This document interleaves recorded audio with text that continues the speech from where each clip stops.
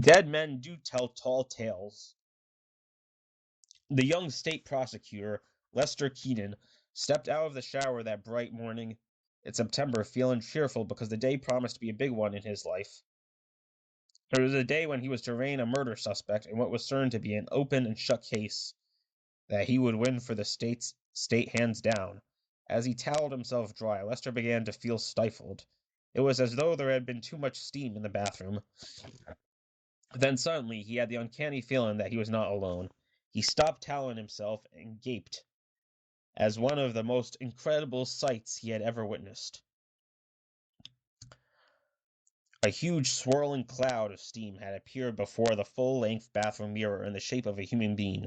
Transfixed, he watched as the unearthly appearing cloud hovered at the mirror.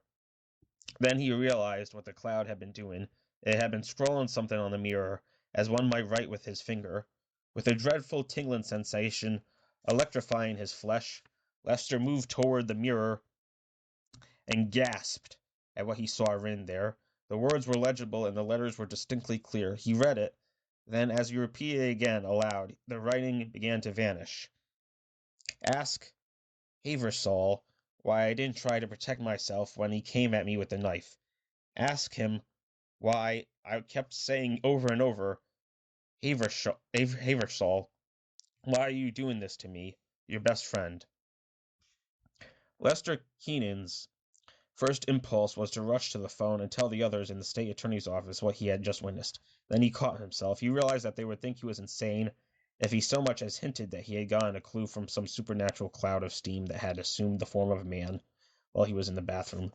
No, he decided, he would play it cool. During his investigation of the case, he had questioned the man named Haversall, but had dismissed him from his mind as a possible suspect.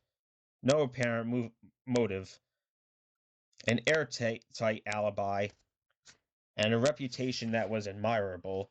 All that Haversall, no re- all that was Haversall, no reason in the world to suspect him. Lester dressed and had breakfast.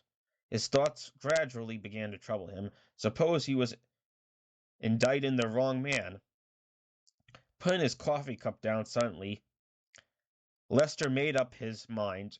He would postpone the hearing set for that morning and instead pay a surprise visit to Haversall. The murder victim, who was a partner in a food brokerage firm, had been a well-liked man without a known enemy in the world. Only one man seemed to be in position to gain materially from his death, and that was the man Lester Keenan had built a case against and indicted.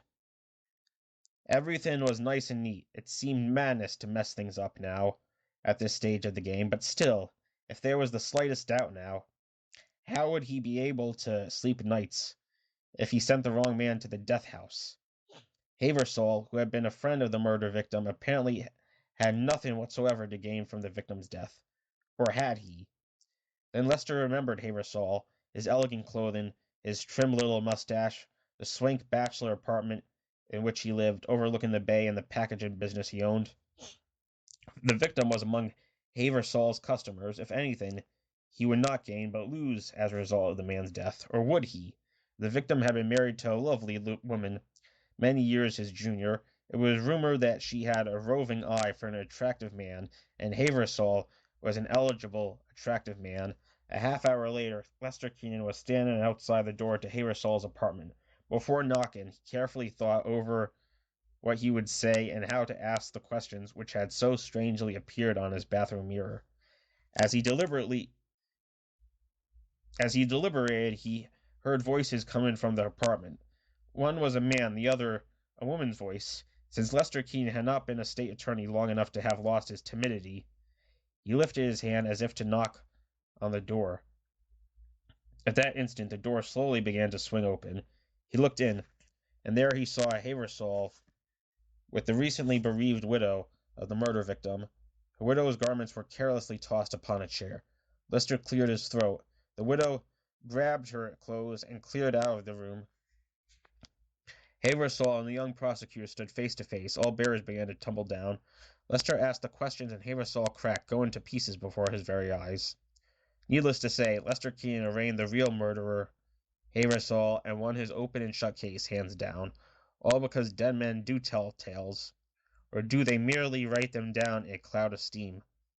When his associates asked Lester Keenan how he managed to crack the case, he was smart enough to tap his forehead with a finger and wink knowingly, saying, "Always look for the clue in a mirror."